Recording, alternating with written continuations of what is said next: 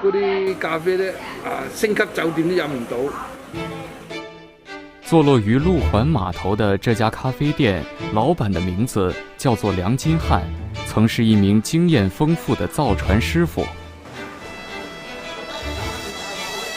手打咖啡是这家店的招牌，尽管桌椅局促，却并不妨碍客人们午后惬意享受着食物带来的温暖。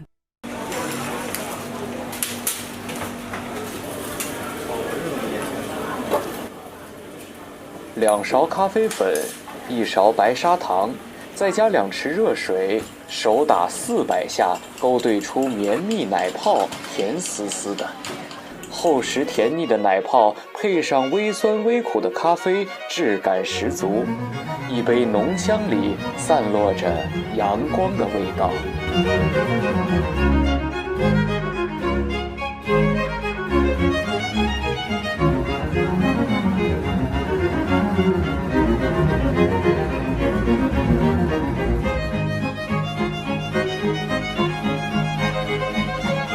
以前咧古老式嘅攞個瓦煲嚟煲出嚟嘅，咁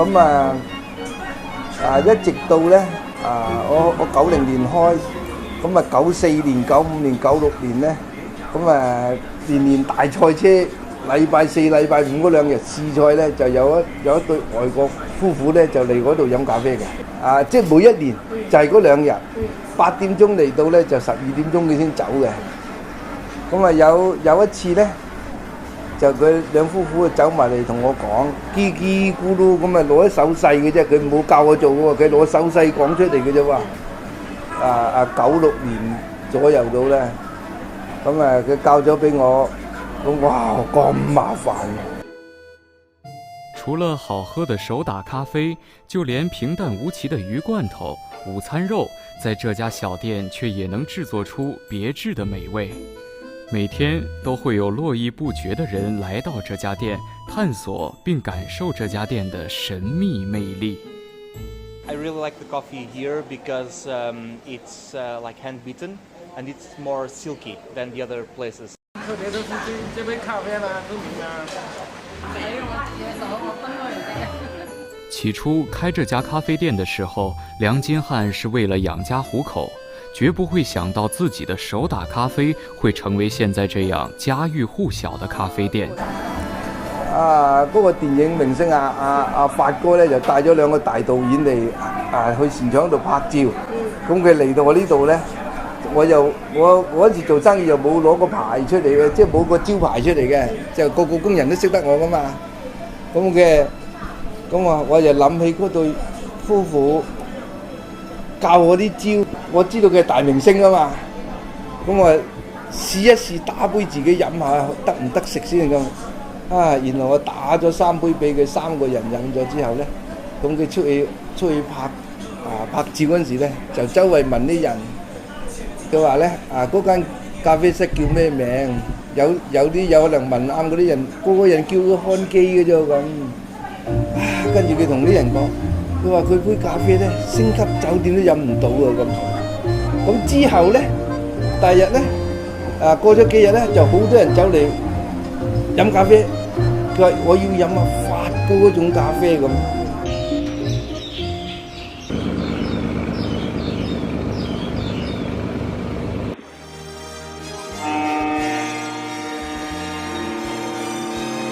咁當年。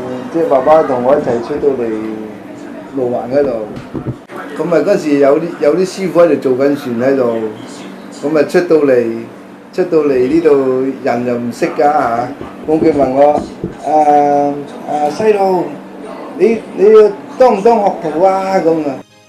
上世纪50年代至70年代，澳门的捕鱼业开始兴旺起来，造船业由此成为了澳门的4大产业之一，成就了澳门繁荣渔港的一段历史。70年代，造船厂的入行要求非常严格，新人需要经過3年的學徒生涯，才能正式成為造船師傅。咁我當咗3年學徒，咁啊老闆咧就認為我技術可以啦，畢業啦，咁啊我哋個行業咧，造船行業有個商會，有個造船個會，即係商會咧就係老闆啦嚇。咁由個收你做徒弟個船廠個老闆簽咗名，你去工會度攞張畢業證嘅工會證，即係屬於係一個造船師傅啦，即係咁啦。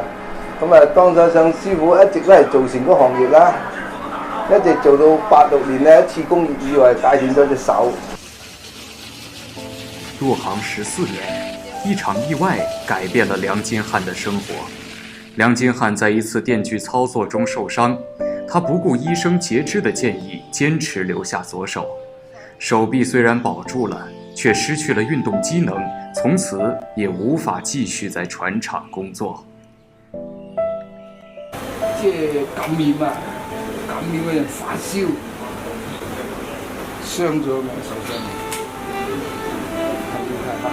即係醫生叫我喺度戒斷佢，我話唔得。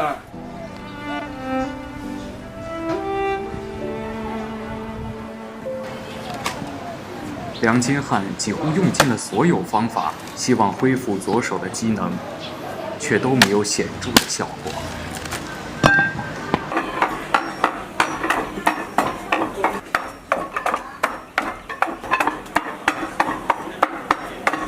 醫生叫我咧要保持個身體要好，唔好傷風感冒。咁我用好多方法去練隻手點恢復功能，佢因為佢萎縮啊嘛，得翻咁少少。諗咗呢樣嘢就點樣去恢復個功能快啲咁，比較好啲咁。游水、繞泳啊，同埋打嗰個咁啊。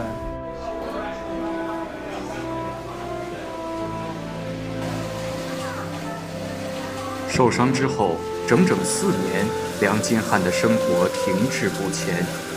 為了開始新生活，他向政府申請了這塊地，經營起了這家咖啡店。到1995、96、9嗰幾年咧，有一對外國嘅夫婦嚟到我呢度飲咖啡。大約係96年左右咧，咁佢就同我講，教我點樣做呢個手打咖啡。手打咖啡既成為了梁金漢獨特的復健方式，同時也成為了吸引人們前來荔枝碗的招牌特色。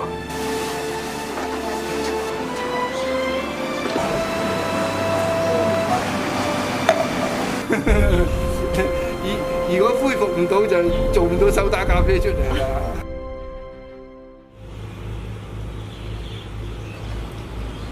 現在政府收回個地方，而家佢又唔知暫時我哋做乜嘢。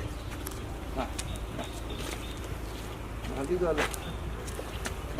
文化局。隨着造船業的式微，荔枝碗過去繁榮的船廠漸漸被廢棄，而梁金漢仍會經常來看看，撿一些結實的船木回去裝飾他的小店。因此，在漢記咖啡店總能感受到廢舊船廠的味道。呢個店呢係我自己做出嚟噶嘛，佢每一次打長風咧，佢吹爛咗，即係吹爛咗，我又會重新又整，每一年咁幾十年噶啦嘛，由90年到而家成30年噶啦嘛，咁每一次維修嘅整下整咁咪整成咁嘅樣咯，就係咁樣啦。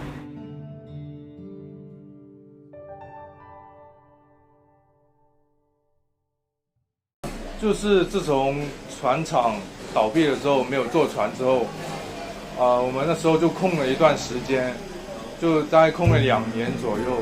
然后那时候爸爸晚上就去做保安，然后就白天在这儿。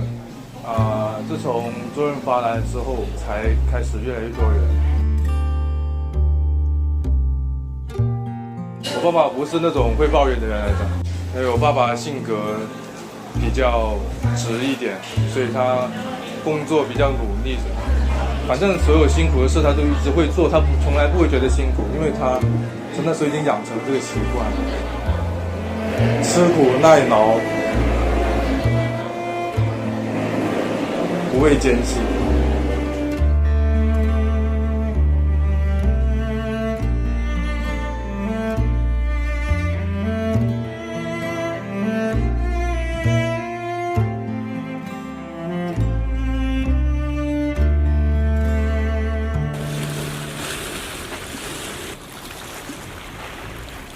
不似澳门半岛及荡仔的喧嚣繁华，路环岛仍然保持原有的自然风光。